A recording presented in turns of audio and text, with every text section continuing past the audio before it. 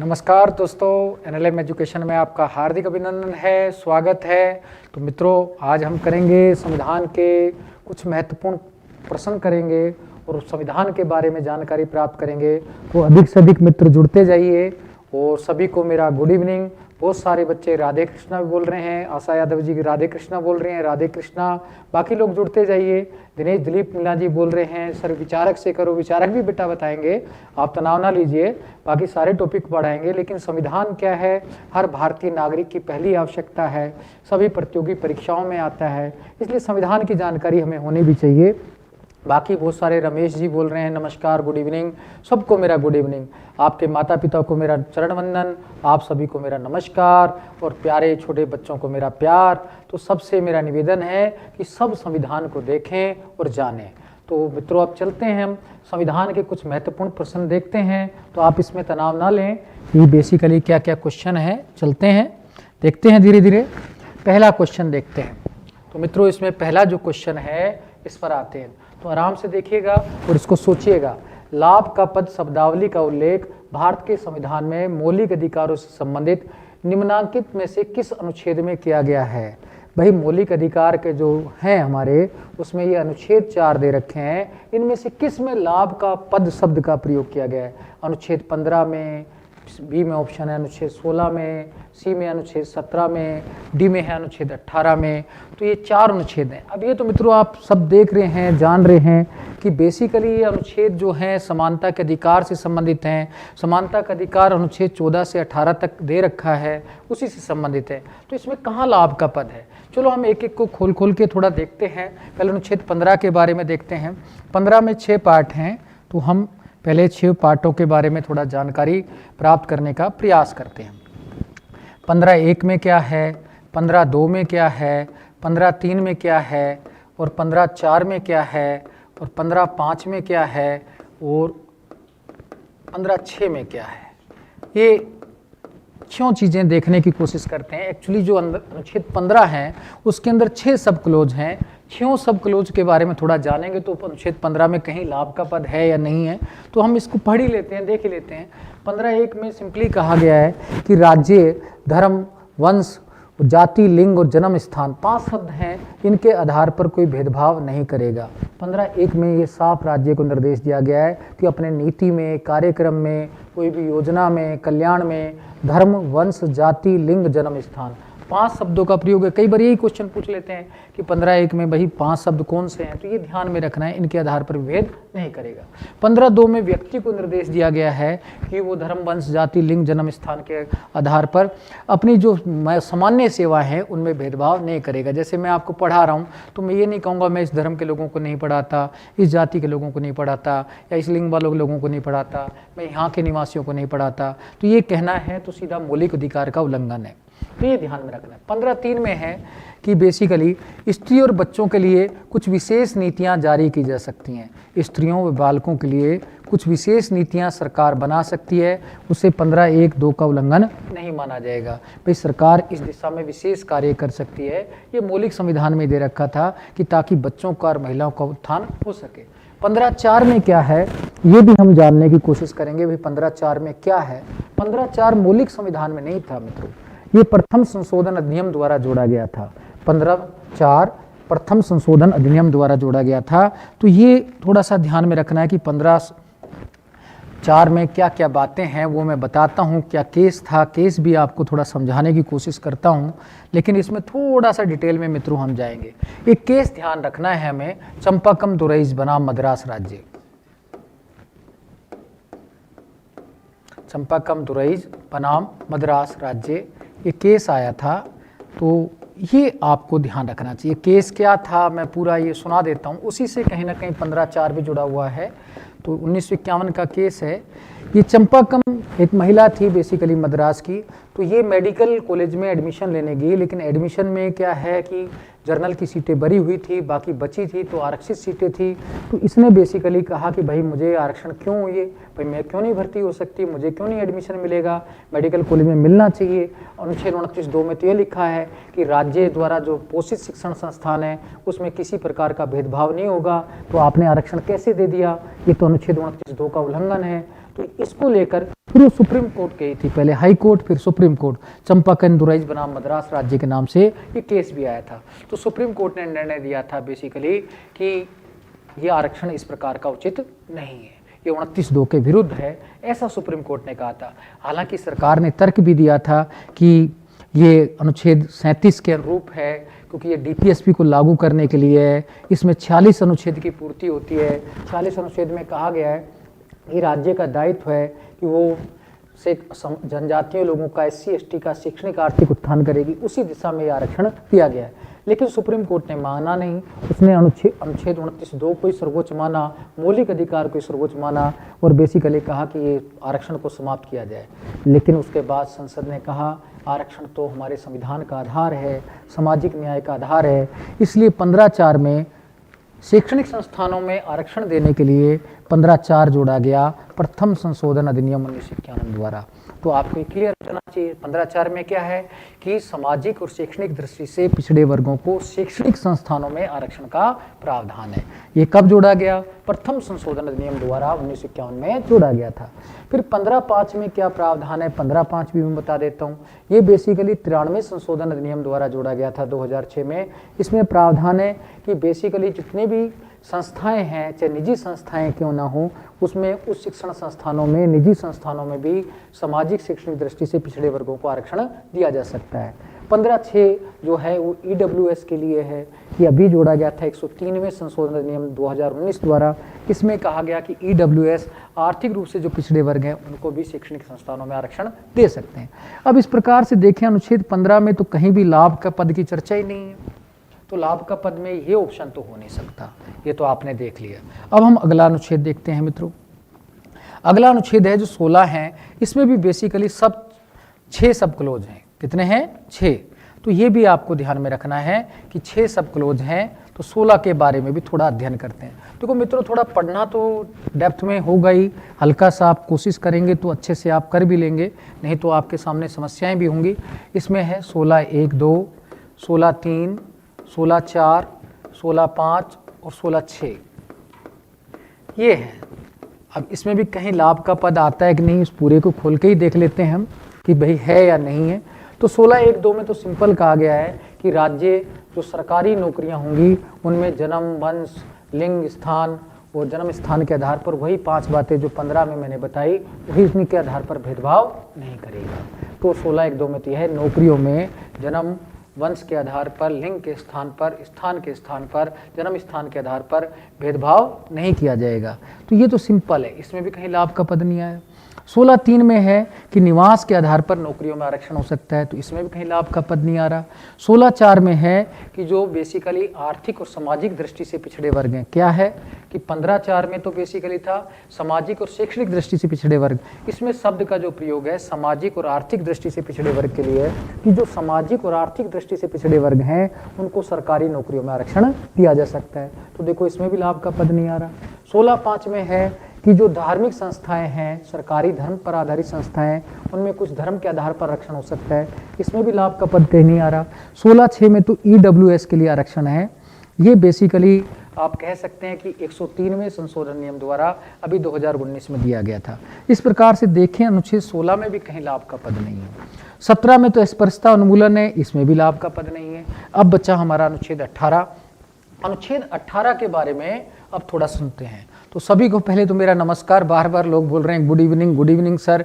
तो good evening तो ठीक है, लेकिन आप संविधान को भी जानना जरूरी है। तो आप थोड़ा संविधान के जितने भी ये अनुच्छेद हैं सब क्लोज हैं, सब क्लियर होने चाहिए। अब तो एग्जाम चाहे छोटा हो, चाहे पटवार का हो, चाहे कांस्टेबल का हो, वो अंदर तक जाता है और संविधान की जानकारी तो भारतीय नागरिक होने के नाते हमें होनी ही चाहिए। तो 17 में क्या था? स्पर्शता उन्मूलन था, उसमें भी लाभ का पद कहीं नहीं है क्योंकि ये सरल अनुच्छेद है, सब जानते हैं। अब बचा हमारा 18, इसका मतलब आंसर 18 ही है। अब 18 में कहाँ है ये मैं आपको बता देता हूँ, तो इसमें आप टेंशन नहीं लेंगे कि 18 में मैं बता देता हूँ आपको कि 18 में कहाँ है।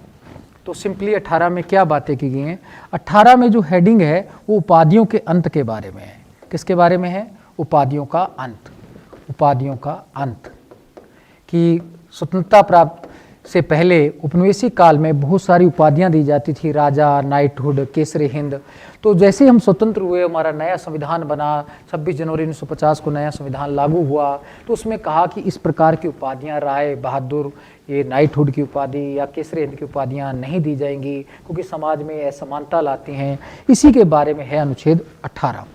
अब अनुच्छेद 18 में क्या क्या प्रावधान है, तो ये आपको ध्यान रखना है। 18 में क्या क्या प्रावधान है, इसमें पहले सब क्लोज में कहा गया है अगर कोई भारतीय नागरिक है तो सेना पुलिस को छोड़कर और कोई उपाधि प्राप्त नहीं करेगा।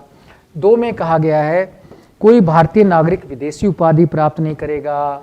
लेकिन 3 में कहा गया है यदि कोई विदेशी नागरिक है, यदि कोई विदेशी नागरिक किसी भारतीय लाभ के पद पर है तो वो भी विदेशी नागरिकता, दूसरे देश की नागरिकता बिना राष्ट्रपति की अनुमति के प्राप्त नहीं करेगा। तो ये 3 में लाभ के पद का सब प्रयोग है, मेनली विदेशी नागरिक के लिए।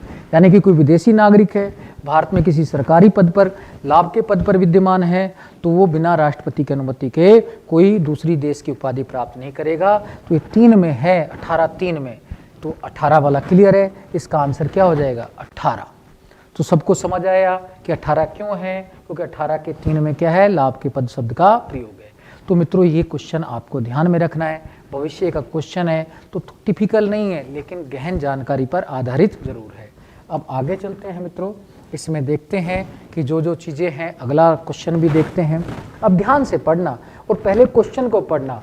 मित्रों सिंपल कहते भी हैं कि आदमी सफल वही होता है जो पहले क्वेश्चन को पढ़ता है। कि अब्राहम लिंकन ने कहा भी है अगर मुझे 6 घंटे किसी पेड़ को काटने के लिए मिले तो पहले 3 घंटे मैं आरी तेज करने में लगाऊंगा। यहाँ पर आप ज़्यादा समय क्वेश्चन पढ़ने में लगाइए ताकि क्वेश्चन समझ आ जाए। क्वेश्चन समझ आ जाएगा तो उत्तर भी हमें आसानी से समझ आ जाएगा। अब देखिए इसमें क्वेश्चन है निम्नांकित में से किस संविधान संशोधन अधिनियम द्वारा भारत के संविधान के अनुच्छेद 19 के खंड 2 में युक्तियुक्त निर्बंधन शब्द अंतः स्थापित किए गए, पहला, दूसरा, तीसरा, चौथा। अब सिंपल सा है, पहला है, इसका आंसर जो है ए है, ये मैं पहले बता देता हूं। अब ये आया क्यों, पहला संशोधन अधिनियम हुआ क्यों, ये भी आपको ध्यान रखना है। तो मेरा पहले तो सभी को नमस्कार, मैं बताता हूं मित्रों, अभी भारत मल जी को, दिलविंदर सिंह जी को, दिनेश दत्त जी को, राजेश कुमार जी को, आशा यादव जी को, इंद्रजीत चौधरी को, कृष्ण यादव जी, वीरेंद्र सिंह, राहुल कुमार, देशराज सिंह, कार्तिक, कुलदीप, मंगल, अनिल कुमार, हरकेश मीना, राजशेखर और आरव जी को, गीता को, मुरारी लाल जी को, सबको मेरा गुड इवनिंग, बहुत बहुत धन्यवाद। बस आप सभी से रिक्वेस्ट है ज़्यादा से ज़्यादा लोगों को जोड़ें। अब ये नहीं खाली पॉलिटिकल साइंस के बच्चे जुड़े, संविधान के लिए तो सभी में आता है, इसलिए सभी जुड़े, तभी कहीं ना कहीं आपका विकास होगा। तो आप ज़्यादा से ज़्यादा संख्या में जुड़े और ये ज्ञान प्राप्ति का कोशिश करें। जो मेरे अंदर ज्ञान है मैं देना चाहता हूँ, लेकिन आप लेने में कंजूसी कर रहे हैं, ये तो गलत है। तो आप ज़्यादा से ज़्यादा लेने की कोशिश करो, तभी आपका विकास होगा। लेकिन मैं ये वादा करता हूँ आपको थोड़ा अंदर तक ले जाऊंगा। तो अंदर तक इसका मतलब वो ज्ञान आपके काम आना है। चाहे आप कैसी भी परीक्षा देना, IAS की परीक्षा देंगे तब भी काम आएगा और कांस्टेबल की परीक्षा देंगे तब भी काम आएगा। अब मैंने ये कहा कि वास्तव में 19 में युक्तियुक्त निर्बंधन लगाया। पहले अनुच्छेद 19 फर्स्ट में क्या है ये तो आपको ध्यान रखना चाहिए। 19 फर्स्ट क में सिंपल कहा गया है कि भारतीय जो नागरिक हैं वो सरकार के विरुद्ध भाषण व व्यक्ति की स्वतंत्रता प्राप्त है। वो लिखित रूप में, मौखिक रूप में, सांकेतिक रूप में सरकार के विरुद्ध विचार व्यक्त कर सकते हैं। 19 फर्स्ट क में ये प्रावधान है, ये सब जानते हैं हम लोग। 19 फर्स्ट क में क्या है कि भारतीय नागरिक सरकार की लिखित, मौखिक, सांकेतिक आलोचना कर सकते हैं। अब ये जो लिखित, मौखिक, सांकेतिक आलोचना है, भाषण व्यक्ति का स्वतंत्रता का जो अधिकार दिया है, इस पर प्रतिबंध भी लगाए गए हैं अनुच्छेद 19(2) में। अब इस अनुच्छेद 19(2) में पहली बार जो प्रतिबंध लगाए गए संशोधन करके, वो है पहला संशोधन अधिनियम। इसके तहत कहा गया कि कानून व्यवस्था, राज्यों के साथ मैत्रीपूर्ण संबंध, राज्य के साथ मैत्रीपूर्ण संबंध और साथ में मानहानि के आदि के आधार पर क्या है, प्रतिबंध लगाए जा सकते हैं भाषण व्यक्ति के अधिकार पर। तो ये प्रावधान क्यों किया गया 19(2) वाला, इसमें ये पहला संशोधन अधिनियम की आवश्यकता क्या पड़ी, वो मैं पूरी घटना आपको सुना देता हूँ। एक्चुअली एक पत्रकार थे रमेश थापर, मद्रास के थे। उनका पेपर चलता था क्रॉस रोड से। क्या नाम था पेपर का? क्रॉस रोड से। उस पेपर में बेसिकली नेहरू जी की आलोचना की थी कि भाई वो साम्यवादियों के साथ दुर्व्यवहार कर रहे हैं। जब आलोचना की गई तो उस पर प्रतिबंध लगा दिया गया। फिर ये रमेश थोपर कोर्ट में चले गए, पहले हाई कोर्ट में फिर सुप्रीम कोर्ट में। केस बना रमेश थोपर बनाम मद्रास राज्य। कौन सा केस बना? रमेश थोपर बनाम मद्रास राज्य। ये 50 का केस है, मद्रास राज्य। ये 50 का केस है, 1950 का। इस केस में सुप्रीम कोर्ट ने कहा था कि प्रेस की स्वतंत्रता भाषण व्यक्ति की स्वतंत्रता में निहित है, यानी कि 19 फर्स्ट में के तहत प्रेस की स्वतंत्रता भी है। सरकार प्रेस की स्वतंत्रता पर रोक नहीं लगा सकती। इसलिए संसद ने क्या किया?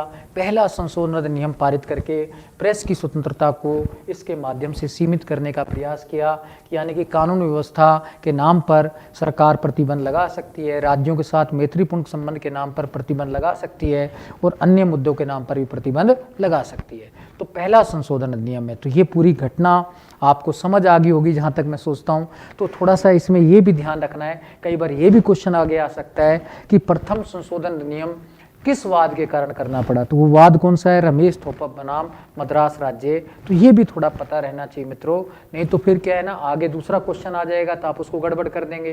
तो गड़बड़ नहीं करना है, इसमें बहुत कुछ ध्यान से रखना है। और वैसे भी अब फर्स्ट ग्रेड की वैकेंसियाँ बहुत सारी आ रही हैं। पॉलिटिकल साइंस में 1195 सीटें आ रही हैं, तो ऐसा अनुमान है। तो अब तो सफलता आपके द्वार पर खड़ी है, सफलता आपके द्वार पर खड़ी है। बस आपको मेहनत करने की देरी है।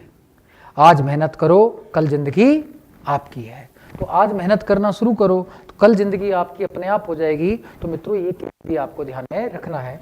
अगला क्वेश्चन मित्रों देखते हैं। जैसा कि भारत के संविधान के अनुच्छेद 37 में उल्लेखित है, राज्य के नीतिशक तत्व हैं। अब नीति निषेध तत्व क्या हैं, इसके शब्दावली में ध्यान रखना। 37 में क्या लिखा है कि जो नीति निषेध तत्व हैं वो देश के शासन में मूलभूत हैं, देश के शासन में बुनियादी हैं, देश के शासन में जरूरी हैं, देश के शासन में अपरिहार्य हैं। बेटा जो मित्रों इसमें जो शब्दावली का प्रयोग है वो देश के शासन में मूलभूत वाला है, फंडामेंटल शब्द का प्रयोग है। तो ये भी आपको ध्यान में रखना है। तो इसका आंसर क्या हो जाएगा मित्रों? ए। तो ये बेसिकली कहा गया है। ये पहले भी एक बार क्वेश्चन आ चुका है, उसमें थोड़ा सा ऑप्शन अलग था कि उसमें ये पूछा था निम्न में से देश के शासन में मूलभूत क्या है? मौलिक अधिकार हैं, डीपीएसपी हैं, मौलिक कर्तव्य हैं, तीनों हैं। तो वास्तव में डीपीएसपी मूलभूत हैं। ये कहाँ लिखा हुआ है? 37 में। तो ये दोनों प्रकार से क्वेश्चन आ सकता है। तो आपको दोनों प्रकार से ध्यान रखना है कि 37 में क्या शब्दावली उल्लेखित है? देश के शासन में मूलभूत है, यानी कि डीपीएसपी क्या है? मूलभूत है। मौलिक अधिकार मूलभूत नहीं है, डीपीएसपी। तो ये क्वेश्चन भी आपको पता रहना चाहिए। तो इसमें भी आप गड़बड़ नहीं करेंगे। भाई फंडामेंटल हैं देश के कानून के लिए, क्या है? फंडामेंटल बेसिस हैं। तो DPSP is the fundamental basis of government. तो देश के शासन के लिए आधारभूत हैं। तो ये आपको क्लियर होना चाहिए। तो आंसर क्लियर है? कुछ समझ में ही आया कि डीपीएसपी क्या है? आधारभूत है। तो इनको लागू करना है। आधारभूत का मतलब है सरकार कोई भी नीति कार्यक्रम लागू करेगी तो इनको लागू करना पड़ेगा। तो ये भी क्वेश्चन आपको समझ आ गया होगा और इसका उत्तर भी समझ आ गया होगा। तो ऐसे ही सोच रहा हूँ, फिर भी कोई दिक्कत है तो आप पूछ सकते हैं, परेशान होने की जरूरत नहीं है। अब अगला क्वेश्चन भी देखते हैं। चलिए मित्रों आगे देखते हैं। निम्नांकित में से किसने बेनेगल नरसिंह राव को भारत की संविधान सभा का संवैधानिक सलाहकार नियुक्त किया? नरसिंह राव, बेनेगल नरसिंह राव को वही है, बीएन राव को, जो हमारे संवैधानिक सलाहकार थे। ऑप्शन है आपके सामने, ए भारत की संविधान सभा ने, बी भारत की संविधान सभा के अध्यक्ष ने, सी भारत के गवर्नर जनरल ने, डी अध्यक्ष प्रारूप समिति ने। तो आप भी पहले कुछ बताइए, कमेंट कीजिए। देखो कुछ लोग बी बता रहे हैं, कुछ लोग सी बता रहे हैं। तो देखो कौन क्या बताता है, तो जल्दी से कमेंट कीजिए। आप देखते हैं क्या बताते हैं आप। देखिए कुछ ना कुछ तो बताइए। तो बता रहे हैं कुछ लोग, राधे जी बता रहे हैं बी, कुछ सी बता रहे हैं। तो इसको थोड़ा सा तेज कीजिए मित्रों, तभी आपके सामने काम चलेगा। इसमें भगत राम जी ये बता रहे हैं, तो ये तो नहीं है मित्रों, थोड़ा सोच के बताओ। कुछ लोग बी बता रहे हैं तो वो भी सही नहीं है। नगेंद्र सिंह जी भी ये बता रहे हैं। मित्रों इसमें जो आंसर है वो सी सही है। भारत के गवर्नर जनरल ने बेसिकली बीएन राव जी को भारतीय संविधान सभा का संवैधानिक सलाहकार नियुक्त किया था। तो आंसर मित्रों सी है। ये आपको ध्यान में रखना है। अब मित्रों मैं आगे बताऊंगा थोड़ा बीएन राव जी के बारे में और भी। BN राव जी ने बर्मा के संविधान के निर्माण में भी महत्वपूर्ण भूमिका निभाई थी, ये बात भी आपको ध्यान रखनी है। अब अगला क्वेश्चन कभी भविष्य में आ जाएगा कि कौन सा ऐसा विद्वान है जिसने भारत के साथ बर्मा के संविधान के निर्माण में महत्वपूर्ण भूमिका निभाई थी, वो BN राव जी हैं। क्लियर है कॉन्सेप्ट। इसके अलावा BN राव जी के बारे में कुछ बातें और मैं आपको बताना चाहता हूँ कि ये बेसिकली अंतर्राष्ट्रीय न्यायालय के न्यायाधीश भी रहे थे। तो आपसे अगर ये भी पूछ सकता है ऐसा कौन सा जो है संविधान सभा का सदस्य रहा है जो अंतर्राष्ट्रीय न्यायालय का न्यायाधीश रहा हो, तो वो भी BN राव जी हैं। BN राव जी अंतर्राष्ट्रीय न्यायालय के न्यायाधीश भी रहे थे। फिर ये संयुक्त राष्ट्र सुरक्षा परिषद समिति के अध्यक्ष भी रहे थे, संयुक्त राष्ट्र सुरक्षा परिषद समिति के अध्यक्ष भी रहे थे। और जम्मू कश्मीर में भी ये प्रधानमंत्री के पद पर कुछ दिन रहे थे, तो वो भी ध्यान रखें तो बहुत बेस्ट रहेगा। लेकिन कम से कम अंतर्राष्ट्रीय न्यायालय के न्यायाधीश रहे, बर्मा के संविधान में निर्माण में भी इनकी महत्वपूर्ण भूमिका थी, और साथ में ये संयुक्त राष्ट्र सुरक्षा परिषद की समिति के भी अध्यक्ष रहे, ये भी ध्यान रखना है। फिर इनकी जो मृत्यु हुई थी 53 में स्विट्जरलैंड में हुई थी, तो उस समय देश में मृत्यु नहीं हुई, भारत में इनकी मृत्यु भी बाहर हुई थी। तो ये छोटी छोटी बातें भी आपको ध्यान रहनी चाहिए, तो आप अद्भुत जानकारी ये भी हासिल कीजिए ताकि आगे भी भविष्य में आपके क्वेश्चन हैं वो सारे हो सकें, तो उसमें आप कहीं भी तनाव युक्त ना हो और तनाव से मुक्त रहें। और तनाव मुक्त होकर ही स्टडी करनी चाहिए। अगर तनाव लेकर स्टडी करेंगे तो विकास नहीं होता मित्रों, इसलिए आपका पूरा ध्यान तनाव मुक्त होकर पढ़ने पर रहना चाहिए। तो बहुत बहुत धन्यवाद। कई बच्चे जुड़ रहे हैं, तो राधे श्याम जी जुड़ रहे हैं, और साथ में जो है अपना कनिष्ठ जी, रोहित गालव जी, हरकेश मीना जी, रेखा, आशा, गोविंदा, नरेंद्र शर्मा, भगत राम, नेमा जी, तो सबको मेरा नमस्कार, गुड इवनिंग। सभी को गुड इवनिंग है मेरी तरफ से। तो लेकिन मित्रों आप जुड़ते जाइए और ये क्वेश्चन करने की कोशिश कीजिए, जो मैं एक्स्ट्रा नॉलेज बता रहा हूँ उसको भी कलेक्ट करने की कोशिश कीजिए, क्योंकि कहीं ना कहीं क्वेश्चन आज तो ये बन रहा है, लेकिन इसके अलावा अगले क्वेश्चन ही बन सकते हैं। जैसे मैंने BN राव जी के बारे में बताया, तो आगे भी थोड़ा ध्यान रखना है। आइए मित्रों अब आगे क्वेश्चन पे चलते हैं। ऐसा अन्य राज्य क्षेत्र जो भारत के राज्य क्षेत्र में समाविष्ट है किंतु भारत के संविधान की प्रथम अनुसूची में निर्दिष्ट नहीं है, वो क्या कहलाता है? अब मित्रों हम जानते हैं कि हमारी जो प्रथम अनुसूची है उसमें बेसिकली जितने भी राज्य और संघ शासित प्रदेश है उनका उल्लेख रहता है, लेकिन कुछ ऐसे राज्य रहते हैं जिनका उल्लेख नहीं रहता है। उनमें से क्या क्या नाम है? संयुक्त राज्य क्षेत्र, संघ राज्य क्षेत्र, अर्जित राज्य क्षेत्र, इनका तो नाम रहता है। अब कन्फ्यूजन जो है A और B में कहीं ना कहीं आ रही है, तो इसमें सिक्किम का जो विलय किया गया, तो सिक्किम को पहले नहीं दर्शाया गया था, तो संयुक्त राज्य है। कौन सा है? संयुक्त राज्य। तो ये सिक्किम के बारे में है। बेसिकली आप सभी जानते हैं सिक्किम को पहले संयुक्त राज्य का दर्जा दिया गया था 35वें संशोधन अधिनियम द्वारा। 35वें संशोधन अधिनियम द्वारा सिक्किम को सह राज्य का दर्जा दिया गया था 1975 में, और इसके लिए अनुच्छेद भी 2A जोड़ा गया था कि भाई ऐसे जोड़ सकते हैं सह राज्य। उसके बाद 36वें संशोधन नियम द्वारा तो सिक्किम का पूर्ण विलय हो गया था। तो ये आपको ध्यान रखना है कि यानी कि ऐसा कौन सा क्षेत्र है जो भारत में प्रथम अनुसूची में निर्दिष्ट नहीं है, लेकिन कहीं ना कहीं भारत के राज्य क्षेत्र में समाविष्ट है या सम्मिलित है, तो वो कौन सा है? संयुक्त राज्य। जैसे सिक्किम की स्थिति थी मित्रों, तो सिक्किम को संयुक्त राज्य का दर्जा दिया गया था 35वें संशोधन नियम 1975 द्वारा, और बाद में 36वें द्वारा इसका पूर्ण विलय कर लिया गया था। तो इसका आंसर हो जाएगा संयुक्त राज्य। अब यहाँ सिक्किम को कब दर्जा दिया गया था ये भी ध्यान रखना है, कौन सा अनुच्छेद जोड़ा गया था ये भी ध्यान रखना है। फिर सिक्किम का पूर्ण विलय कब किया गया था? 36वें संशोधन नियम द्वारा। कब? 1975 में। अब ये छोटी छोटी बातें और आप ध्यान रख सकते हैं, इसमें आप तनाव नहीं लेंगे। अब इसके बाद मित्रों अगले क्वेश्चन पर हम आते हैं। राज्य का विधानमंडल निम्नांकित में से भारत के संविधान के किस अनुच्छेद के अंतर्गत राज्य की आकस्मिक निधि की स्थापना कर सकता है? दोबारा से एक बार क्वेश्चन पढ़िए। मैंने कहा ना कहीं क्वेश्चन को 2 बार पढ़ने में लाभ होता है। राज्य का विधानमंडल निम्नांकित में से भारत के संविधान के किस अनुच्छेद के अंतर्गत राज्य की आकस्मिक निधि की स्थापना कर सकता है? तो राज्य की आकस्मिक निधि के बारे में जानना है, तो आकस्मिक निधि का प्रावधान किस में है? अनुच्छेद 267 में है, फर्स्ट में है राज्य की आकस्मिक निधि, 267 2 में है, 268 1 में है, 268 2 में है। अब पहले हम 267 1 देखते हैं। 267 1 में तो साफ कहा गया है कि वास्तव में केंद्र सरकार की जो है आकस्मिक निधि के बारे में प्रावधान है। कि केंद्र सरकार आकस्मिक निधि का गठन करेगा और उसमें जो पैसा रहेगा, धन रहेगा आकस्मिक निधि में, वो राष्ट्रपति की अनुमति से खर्च होगा, यानी कि राष्ट्रपति के अंतर्गत व्यवधीन होगा, राष्ट्रपति के अनुसार खर्च होगा। ये तो है। 267(1) तो है नहीं। 267(2) में क्या कहा गया है? इसमें कहा गया है कि वास्तव में राज्य विधानमंडल भी राज्य आकस्मिक निधि का गठन कर सकता है और इसका जो धन होगा वो राज्यपाल के अंतर्गत व्यवधीन होगा, यानी कि राज्यपाल के अनुसार खर्च होगा। तो ये बेसिकली 267(2) है। अब अगला क्वेश्चन आपके सामने ये आ सकता है, केंद्र की आकस्मिक निधि का खर्च किसके अनुसार होता है? तो राष्ट्रपति के अनुसार। राज्य की आकस्मिक निधि का खर्च किसके अनुसार होता है? तो राज्यपाल के निर्देशानुसार। तो ये भी छोटी छोटी बातें हैं, तो आपको ध्यान रखना। तो भाई एक क्वेश्चन तो ये बन रहा है, दूसरा क्वेश्चन अगला भी बनता है, तो आप दोनों को ध्यान रखेंगे तो आप बेटर तरीके से कर पाएंगे। तो ये आपको सारा चीज पता रहनी चाहिए मित्रों। अब आगे चलते हैं मित्रों, 7 नंबर क्वेश्चन देखते हैं। तो वो भी 7 नंबर क्वेश्चन में भी ध्यान में रखना है कि क्या क्या बातें हैं।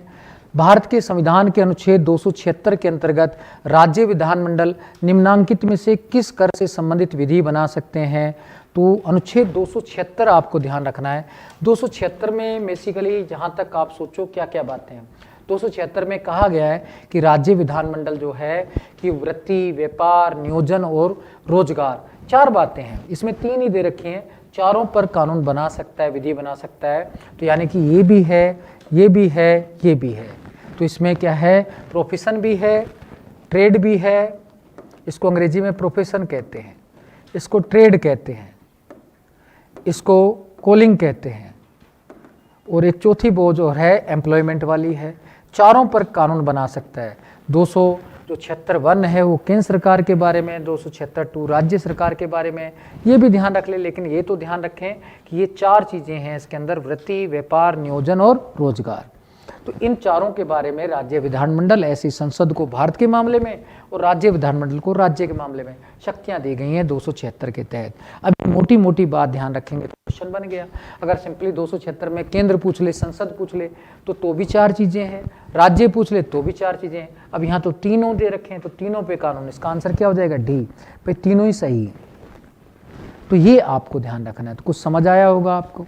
अब पता नहीं 276 आपने पढ़ा है कि नहीं। सर हमने तो इतना 276 तक आज तक पढ़ा ही नहीं, हम तो 50-51 पर ही रुक जाते हैं। तो मित्रों 50-51 पर रुकेंगे तो 50-51 पर ही सिलेक्शन नहीं होता।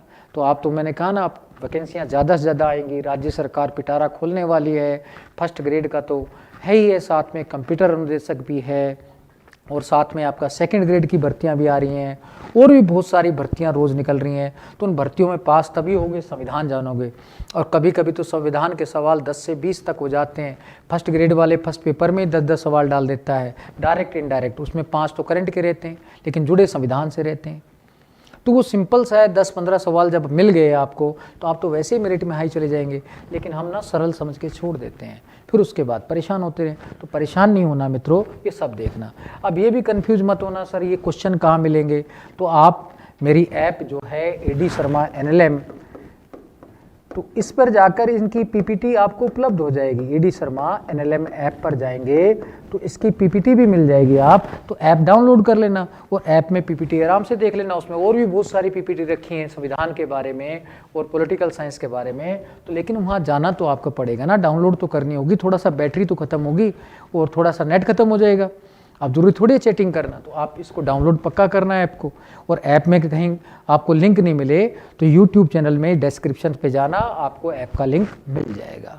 नहीं तो सिंपल प्ले स्टोर पे जाकर AD शर्मा NLM लिखेंगे तो ऊपर से पहले दूसरे नाम पर ही आता है।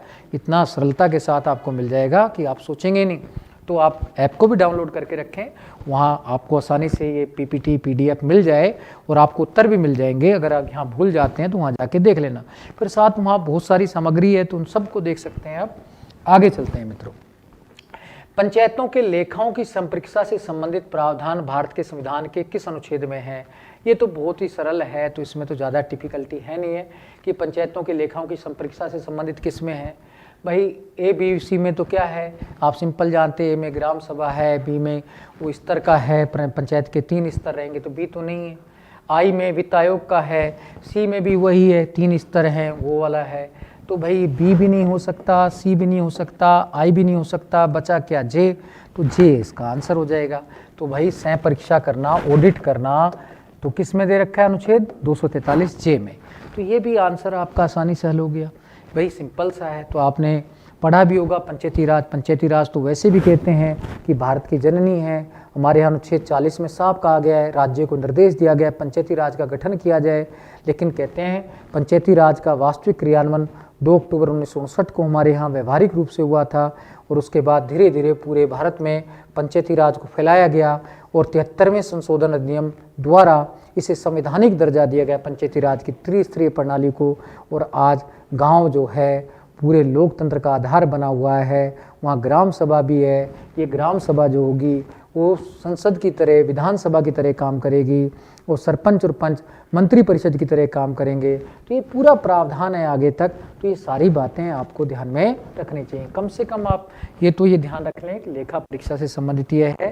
तो आप भाग 9 में जाकर 243 ए से ओ तक जो अनुच्छेद हैं इनको पक्का देखें। मेरी रिक्वेस्ट है कम से कम पंचायती राज से संबंधित अनुच्छेद तो याद होने चाहिए। हम सब गांव से हैं। पंचायत जो है लोकतंत्र का आधार है, तृणमूल लोकतंत्र कहते हैं। गांधी जी ने इसको लोकतंत्र की आत्मा ही कहा था। अब एक क्वेश्चन बनता है कई बार कि कौन कौन जो विद्वान है पंचायती राज पर सर्वाधिक बल देते हैं। तो दुनिया में 3 सबसे बड़े विद्वान हैं। एक तो महात्मा गांधी जी, एक क्वामे नक्रुमा जी, एक माओ से तुंग जी। माओ से तुंग जो चीन वाले हैं, क्वामे नक्रुमा जो अफ्रीकी विद्वान हैं, राष्ट्रपति भी रहे अमेरिका के क्वामे नक्रुमा, और साथ में कौन, गांधी जी। ये 3 दुनिया में सबसे बड़े पंचायती राज के समर्थक रहे हैं। तो ये भी आप ध्यान रख सकते हैं, कभी क्वेश्चन ऐसा भी आ सकता है आपके सामने। तो ये सारी बातें जब ध्यान रखेंगे, और ए से ओ तक अनुच्छेद भी आप एक बार पढ़ के देखना। तो जे में तो क्या है, संपरीक्षा। आई में क्या है, वित्त आयोग। और बी और सी में क्या है, स्तर और गठन के बारे में है। भाई चुनाव कैसे होगा, सी में ये है। बी में तो सिंपल कहा गया त्रिस्तरीय है। पंचायती राज के 3 स्तर होंगे, ग्राम सभा वाला ग्राम पंचायत, ब्लॉक में पंचायत समिति, और उच्च लेवल पर क्या, जिला परिषद। और इसमें उनकी चुनाव प्रक्रिया वगैरह है, संरचना वगैरह है। और आई में वित्त आयोग है, जे बचा, जे में संपरीक्षा है, ऑडिट है। तो ये आपको ध्यान रखना है। आगे चलते हैं मित्रों, इसमें आगे भी ध्यान रखना है।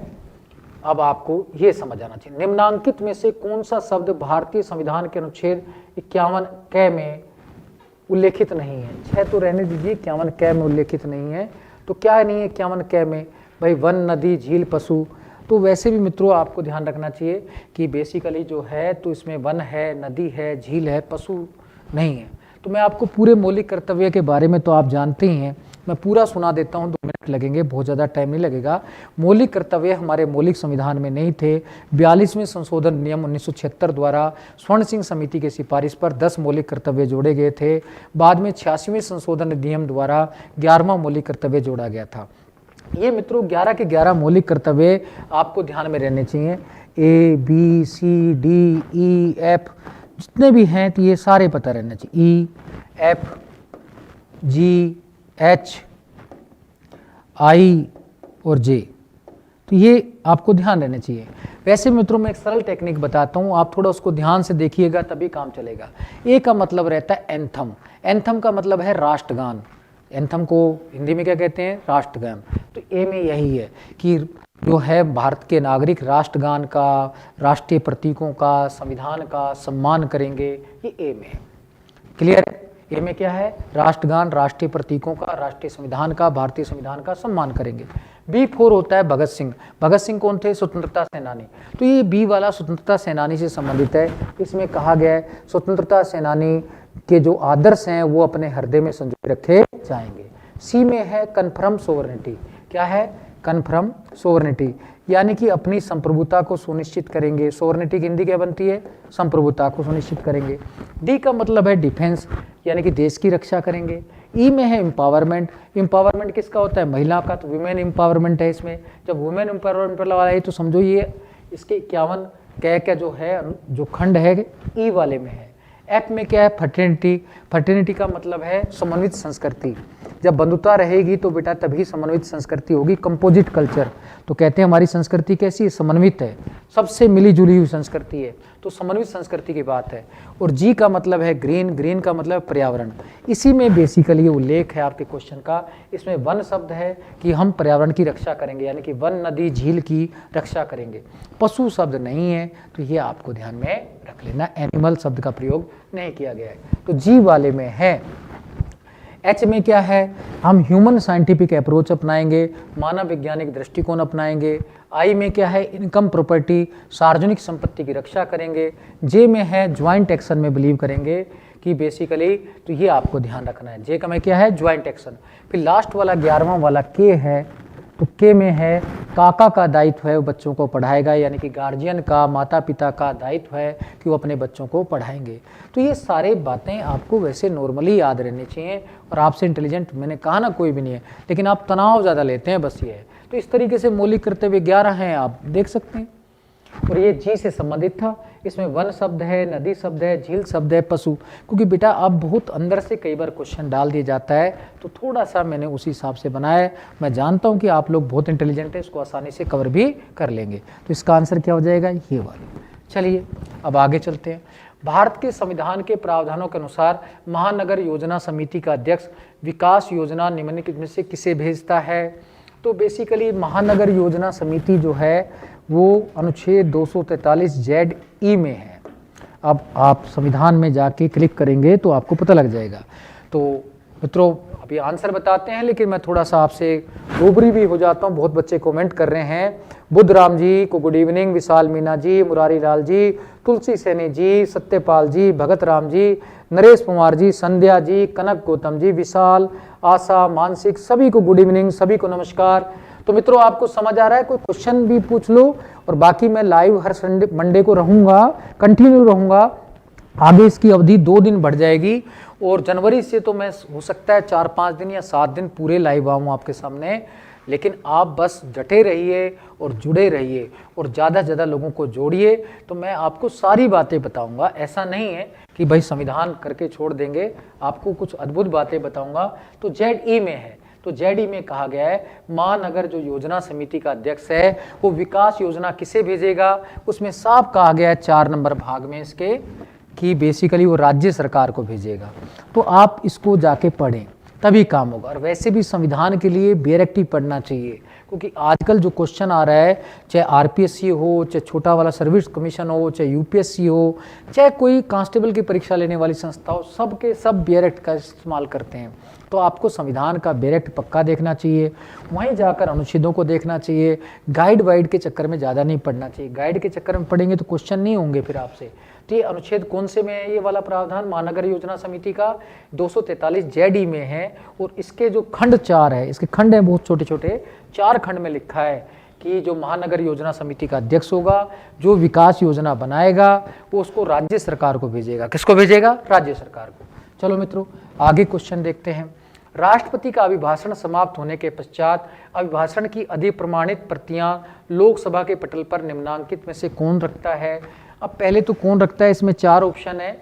भाई राष्ट्रपति अभिभाषण देता है संसद के संयुक्त अधिवेशन के समक्ष। तो ये सिंपल, आप जानते हैं कि अभिभाषण की चर्चा अनुच्छेद 87 में की भी गई है कि राष्ट्रपति का अभिभाषण होगा। तो सिंपल जो भाषण है वो 86 में भी है संदेश के साथ, 87 में स्पष्ट रूप से अभिभाषण है। इसमें राष्ट्रपति के अभिभाषण में सरकारी नीतियों का वर्णन होता है, सरकारी नीतियों का पूरा वर्णन होता है। सरकार ही इसे तैयार करती है, यानी कि मंत्री परिषद ही तैयार करती है, राष्ट्रपति तो खाली पढ़ता है। संसद के संयुक्त अधिवेशन के समक्ष जब राष्ट्रपति अभिभाषण कर लेता है तो उस पर धन्यवाद प्रस्ताव होता है। क्या होता है, धन्यवाद प्रस्ताव। तो ये धन्यवाद प्रस्ताव के अंत में प्रधानमंत्री व्यक्तित्व देता है। तो ये छोटी छोटी बातें तो और भी आपको अभिभाषण के बारे में ध्यान रखनी है।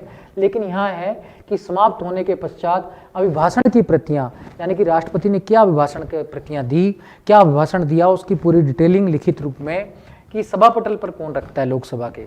तो बेसिकली कौन रखता है, लोकसभा का महासचिव। अब आप कहेंगे लोकसभा का अध्यक्ष भी तो हो सकता है, अध्यक्ष थोड़ी अपनी कुर्सी से उतरेगा, तो महामहिम रहता है एक तरीके से। तो इसमें 4 ऑप्शन है, लोकसभा का महासचिव, लोकसभा का अध्यक्ष, लोकसभा का उपाध्यक्ष, संसदीय कार्य मंत्री। तो पटल पर रखने का कार्य तो कौन करता है, महासचिव करता है, क्योंकि यही बेसिकली कार्यकारी अधिकारी होता है, अध्यक्ष के प्रति, स्पीकर के प्रति उत्तरदायी होता है। तो ये आपको ध्यान में रखना है। आगे देखो, अगला क्वेश्चन करते हैं मित्रों। भारत के संविधान के उपबंधों के अंतर्गत प्रत्येक राज्य में जिला स्तर पर एक जिला योजना समिति का गठन किया जाएगा। इसमें 2 बातें पूछी हैं कि भाई दोनों सही हैं कि एक सही है। जिले में पंचायत द्वारा तैयार की गई योजनाओं का समेकन किया जाएगा। संपूर्ण जिले के लिए एक विकास योजना का प्रारूप तैयार करने का कार्य किया जाएगा। 2 बातें हैं। भाई जिला स्तर पर एक जिला योजना समिति होगी, वो क्या क्या काम करेगी, जिले में पंचायतवार की सभी योजनाओं को क्या करेंगी, समेकन, समेकन का मतलब एकीकृत। फिर संपूर्ण जिले के लिए भी एक विकास योजना बनाएगी। बिल्कुल ये दोनों बातें सही हैं। 243 ZD में दोनों लिखा हुआ है। अगर 243 ZD अनुच्छेद देखेंगे दोनों बातें सही हैं, तो इसका आंसर क्या हो जाएगा, दोनों बातें सही कहाँ पर है, फर्स्ट और सेकंड दोनों सही है, ये सी में है, तो इसका आंसर हो जाएगा मित्रों सी। तो ये मित्रों आपको ध्यान में रखना है, तो इसमें ये गड़बड़ नहीं करना, आप शांति के साथ इसको करना है। आगे चलते हैं। भारत में निम्नांकित में से कौन राष्ट्रीय रक्षा निधि की कार्यकारिणी समिति के सदस्य होते हैं। अब पहले तो मैं क्वेश्चन तो आप पढ़ लेंगे, लेकिन मैं आपको बेसिकली जो बता देता हूं कि वो पूरा राष्ट्रीय रक्षा निधि के बारे में बता देता हूं। राष्ट्रीय रक्षा जो निधि रहती है, इसके अध्यक्ष तो प्रधानमंत्री रहते हैं। इसमें रक्षा मंत्री, वित्त मंत्री, गृह मंत्री इसके सदस्य होते हैं। पीएमओ का जो संयुक्त सचिव होता है उसका सचिव होता है, और सारा धन जो होता है वो आरबीआई के पास रखा जाता है। जो भी संग्रहित होगा आरबीआई एक तरीके से इसका मॉनिटरिंग वाला कार्य करती है, और इसमें जो जनता धन देती है वो ही धन सारा रखा जाता है, सरकार कोई सहायता नहीं देती है। तो इसमें तो खाली सदस्य पूछें, सदस्य मैंने बताया अध्यक्ष तो कौन होता है, प्रधानमंत्री। सदस्य कौन होते हैं, रक्षा मंत्री, वित्त मंत्री और गृह मंत्री, ये तीनों सदस्य होते हैं। विदेश मंत्री नहीं है। तो देखो ABC कहाँ पर है, इसमें ABC आ गया, तो इसमें ये आंसर हो गया। इसमें क्या परेशानी हुई है।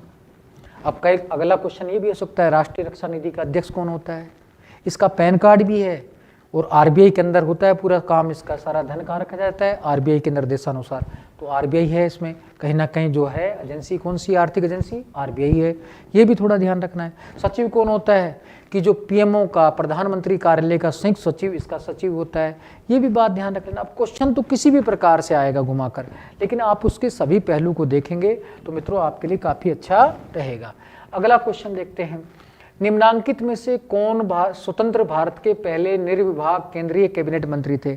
यानी कि पहले भारत का ऐसा कौन सा कैबिनेट मंत्री था जिसको पोर्टफोलियो नहीं मिला, कोई विभाग नहीं मिला, बिना विभाग का मंत्री कौन सा था।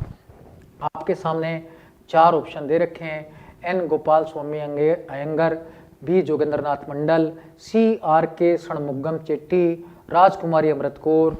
इसे बताओ कौन सा था। देखो ऑप्शन देखता हूँ, अब आपको देता हूँ मैं। देखो कोई बता रहे हैं, देखो जो कौन बताता है कि बेसिकली कुछ लोग बोल रहे हैं कि B, कोई बता रहा है A, कुछ लोग C भी बोल रहे हैं। तो अब देखिए जो कौन सा क्या बताता है, जल्दी से देखो, जल्दी से सोच के बताओ, जल्दी से सोच के बताओ कि बेसिकली क्या आंसर हो सकता है इसका। N गोपाल स्वामी अयंगर, या बेसिकली जोगेंद्रनाथ मंडल, R.K. षणमुगम चेट्टी, या राजकुमारी अमृत कौर। तो मित्रों इसका आंसर होगा क्या होगा, N गोपाल स्वामी अयंगर। ये बेसिकली पहले थे जो कैबिनेट मंत्री थे, बेसिकली जिनके पास कोई विभाग नहीं था। बाद में इनको रेल मंत्री का चार्ज दिया गया। इन्होंने 6 भागों में बांटा था, 6 जोन में रेलवे को। तो ये छोटी छोटी बातें आप ध्यान में रख लेना, ठीक है। तो आगे चलते हैं, अगला क्वेश्चन करते हैं। लोकसभा के उपाध्यक्ष की चयन की तिथि निम्नांकित में से कौन नियत करता है। 4 ऑप्शन है, लोकसभा का महासचिव, B लोकसभा का अध्यक्ष, C राष्ट्रपति, D उपराष्ट्रपति। तो सोच के बताओ, बहुत सरल क्वेश्चन है, तो सीधा है लोकसभा अध्यक्ष करता है, इसमें ज़्यादा दिमाग लगाने की जरूरत नहीं है, तो आप आसानी से इसको डील कर सकते हैं।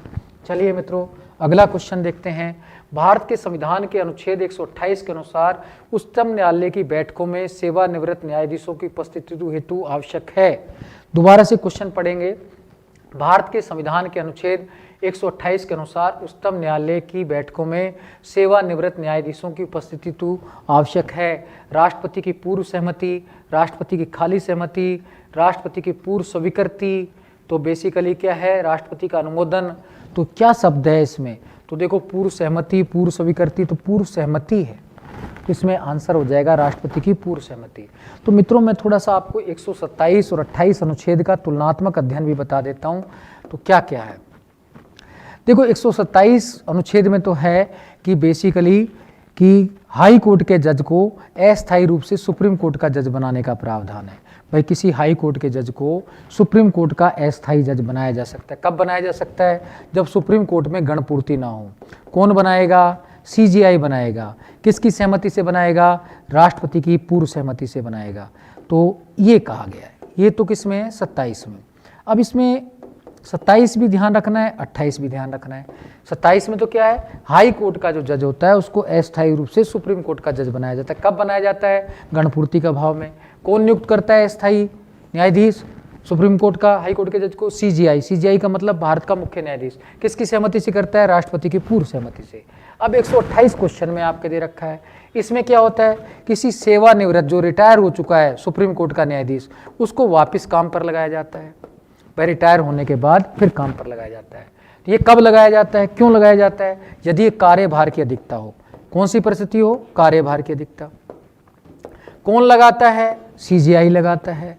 सीजीआई किसकी सहमति से लगाता है, राष्ट्रपति की पूर्व सहमति से लगाता है। अब मित्रों क्वेश्चन कैसे भी आए, आपको ये दोनों अनुच्छेद तुलनात्मक रूप से पढ़ने हैं। दोनों में कहीं ना कहीं कि सुप्रीम कोर्ट में न्यायाधीशों की नियुक्ति की जाती है, नए न्यायाधीश बनाए जाते हैं, अस्थायी न्यायाधीश बनाए जाते हैं।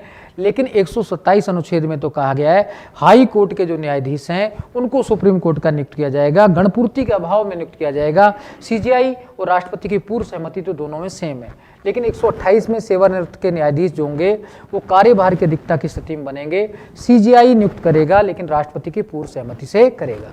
तो इस प्रकार से दोनों अनुच्छेद ही आपको ढंग से याद रहने चाहिए। तो आगे देखते हैं मित्रों, तो अगला जो है वो भी देखते हैं। निम्नांकित में से कौन भारत के मुख्य न्यायमूर्ति नहीं रहे हैं? ए ऑप्शन है जस्टिस जेसी शाह, बी है justice M Hidayatullah Beg, C है जस्टिस ए के सरकार, फिर है कि basically justice N Rajagopal Ayyangar. देखो मित्रों, शाह और हमीदुल बेग तो रहे हैं, ये तो आंसर हो नहीं सकता। जस्टिस ए के सरकार भी 1966 में 8वें न्यायाधीश रह चुके हैं, ये भी आंसर नहीं हो सकता। तो अब बचा कौन, एन राजगोपाल अयंगर, ये न्यायाधीश ही रहे थे। इन्होंने 1957 में पेटेंट समिति के बारे में वो भी दिया था, तो बेसिकली रिपोर्ट भी दी थी। तो इसका आंसर हो जाएगा जस्टिस एन राजगोपाल अयंगर।